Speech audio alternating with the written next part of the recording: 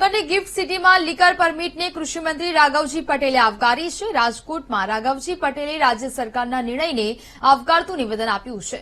Gift સિટીની જરૂરિયાતોને લઈને વાઇન એન્ડ ડાઇન ફેસિલિટી કરવામાં આવી રહી છે અને ગિફ્ટ સિટીમાં આંતરરાષ્ટ્રીય વેપારી તજજ્ઞો આવતા હોવાથી આ નિર્ણય લેવામાં આવ્યો છે।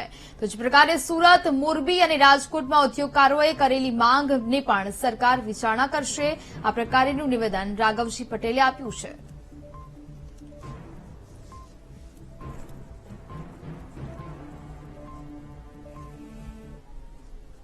હું આવકારું છું કારણ કે ગિફ્ટ સિટીમાં ઇન્ટરનેશનલ વેપાર અને કામકાજો થતા હોય છે, જેના પરિણામે આંતરરાજ્ય અને ઇન્ટરનેશનલ જે વેપારના કારણે જે લોકો આવતા હોય છે એઓની જરૂરિયાતો સચવાય એ પણ જરૂરી છે।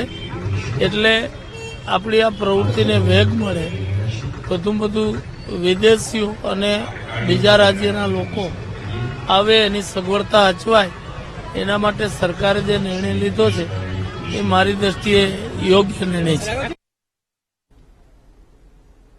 રાજકોટમાં દેશનું પ્રથમ લાયન સફારી